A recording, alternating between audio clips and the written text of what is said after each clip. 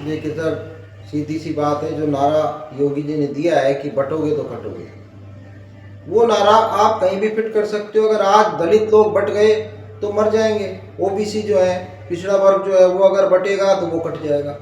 उनकी बात ये ठीक है, पर वो जिस संदर्भ में कह रहे हैं वो हिंदू और मुसलमान के संदर्भ में कह रहे हैं। तो ऐसी सूरत में लोग क्या सोचते हैं क्या नहीं सोचते हैं, ये तो भविष्य की बात है। दूसरा ये कि दिल्ली में जहाँ तक शाहीन बाग की बात है, शाहीन बाग में उस समय कैसे कैसे तो नारे दिए गए, गोली मारने के लिए, मतलब लोगों को गालियां भी दी गई। उस समय भारतीय जनता पार्टी के पास वहाँ का प्रशासन था, वहाँ का लॉ एंड ऑर्डर था, वो केजरीवाल के पास नहीं था, कांग्रेस के पास नहीं था।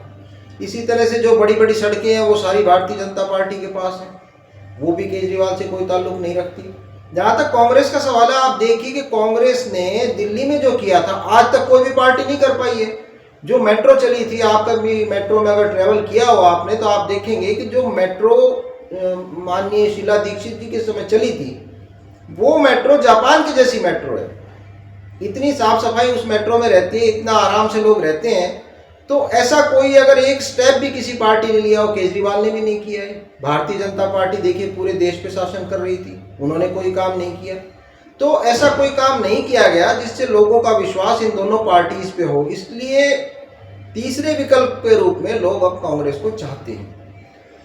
लोग कांग्रेस को चाहते हैं। जैसा बहुत अच्छी बात आपने बताई कि मेट्रो का जिक्र किया आपने, लेकिन अगर बात करें तो एक ट्रेंड सा बन गया है, लोग कहीं ना कहीं कांग्रेस को एक डूबता हुआ जहाज कह रहे हैं। अगर बात करें तो ये जो विचारधारा है, आपकी विचारधारा है, वो भिन्न है कहीं ना कहीं, और जिस तरीके का एक ट्रेंड सेट किया जा रहा है, एक विचारधारा बनाई जा रही है, उस विचारधारा से कैसे पार पाएगी कांग्रेस? देखिए सर, सबसे पहली बात तो ये है कि आजकल जो आम नेता है वो स्वार्थी है, वो सिर्फ अपना नफा नुकसान देखता है, वो विचारधारा पे नहीं जाते हैं। तो आजकल लोग भारतीय जनता पार्टी में इसीलिए जा रहे हैं कि उनको फायदा है, भाई सेंट्रल में बीजेपी की सरकार है, उसमें चले जाओ, 2 पैसे का फायदा हो जाएगा। बाकी विचारधारा का कोई मतलब ही नहीं है। जिन लोगों की विचारधारा सोशलिस्टिक है, समाजवादी जो सोच के लोग हैं, वो समाजवादी सोच के लोग कांग्रेस में ही रहेंगे, और कांग्रेस कभी भी डूबता हुआ जहाज कहा ही नहीं जा सकता। साथियों नमस्कार।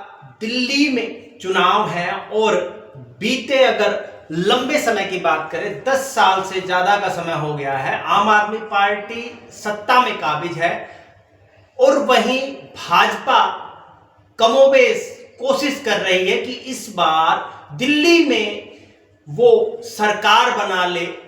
लेकिन लंबे समय तक दिल्ली की मुख्यमंत्री रही थी शीला दीक्षित, और उन्हें एक बहुत बड़े लीडर के रूप में जाना गया। लेकिन कांग्रेस कहां खड़ी है, इसी को लेकर हम जानने वाले हैं। रिटायर्ड जज साहब राकेश जी हमारे साथ मौजूद है। नमस्कार सर। जी नमस्कार। हो सकता है कुछ समय के लिए, जैसे जहाज है, कभी कभी कोई इंजन में कोई खराबी आ गई, थोड़ा बहुत आ गया, उसको ठीक कर लिया। जो मेरे हिसाब से जो बेसिक प्रॉब्लम कांग्रेस में आज है वो है संगठन की कमी। अगर संगठन बन जाए कांग्रेस में, कैसे भी बन जाए, किसी भी तरह से बन जाए, अच्छा हो बुरा हो वो एक अलग बात है, पर संगठन बनते ही कांग्रेस ऐसा बाउंस बैक करेगी कि जिसके बारे में पूरी देश की जनता कल्पना भी नहीं कर सकती।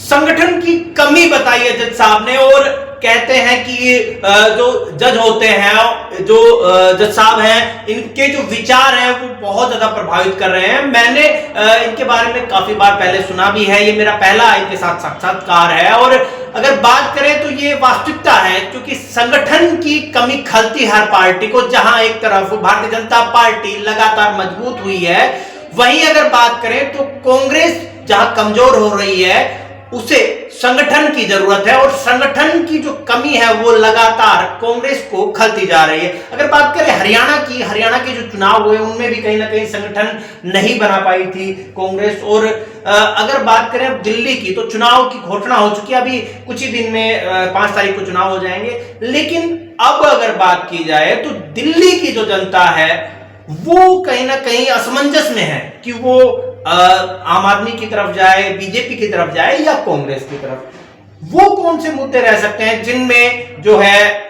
दिल्ली की जनता पार पा सकती है और आगे बढ़ सकती है, क्योंकि दिल्ली पूरे देश का दिल है। और अधिकांश जो व्यापारी हैं, छोटा वर्ग है, जो भी व्यक्ति हैं, वो दिल्ली ही जाकर व्यापार करते हैं, काम करते हैं। तो दिल्ली अगर आगे बढ़ेगी, क्योंकि जैसे कि आपने मेट्रो का बताया, जैसे कि आपने विकास की ओर अग्रसर होने में कई जो आपने योजनाएं बताई, तो वो जनता कैसे तय करे कि दिल्ली का भविष्य क्या होगा और उसे कौन तय करेगा?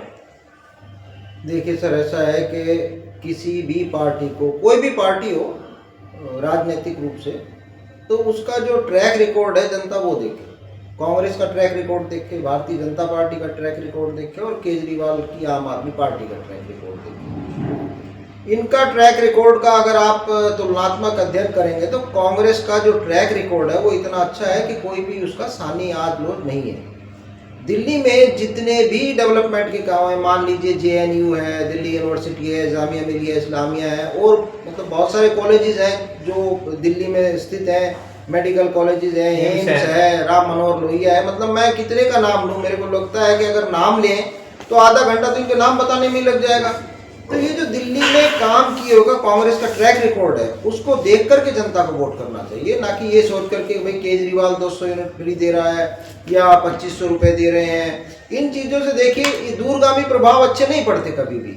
जहाँ तक भारतीय जनता पार्टी का सवाल है, मोदी जी इसके बारे में बड़ी लंबास्टिंग तो करते हैं कि भाई ये फ्री बीज दे रहे हैं जी, रेवड़ियाँ बांट रहे हैं, और हिंदुस्तान में सबसे ज़्यादा रेवड़ी जो है आज मोदी जी बांट रहे हैं।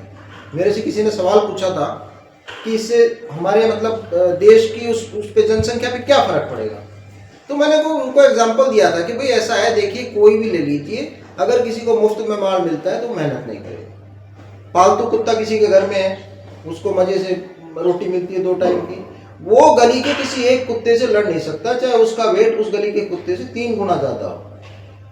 तो ये हमारी भारतीय जनता पार्टी हमारे जो आम नागरिक है उनका ऐसा हाल कर देगी कि वो किसी भी काम के नहीं बचेंगे। और कोई भी आदमी अगर मुफ्त में खाएगा तो कभी भी इस कंपटीशन के लिए कभी भी एक्सेल करने की कोशिश ही नहीं करेगा, चाहे वो किसान है, छोटा व्यापारी है, मजदूर है। मजदूर कभी भी मिस्त्री बनने की कोशिश नहीं करेगा, मिस्त्री कभी भी ठेकेदार बनने की कोशिश नहीं करेगा, ठेकेदार कभी भी एक क्लास ठेकेदार नहीं बनने की कोशिश करेगा।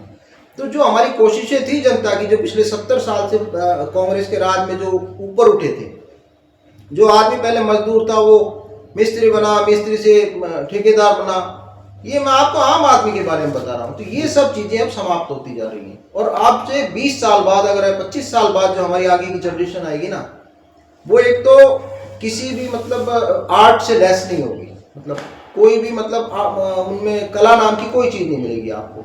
जो भारत की जो कलाएं थी, जो गांव में रहते थे, आप देखो मूंज बांटना किसी को नहीं आता, खाट बनाना किसी को नहीं आता, मुफ्त का खा रहे हैं सब। गांव में चले जाओ, चक्की का मानी नहीं डाल सकता आज कोई, हत्था नहीं लगा सकता चक्की का, कोई खिड़कियों को ठीक करने वाला नहीं है, कोई हल बनाने वाला नहीं, मतलब आपको कोई भी आर्ट नहीं मिलेगी।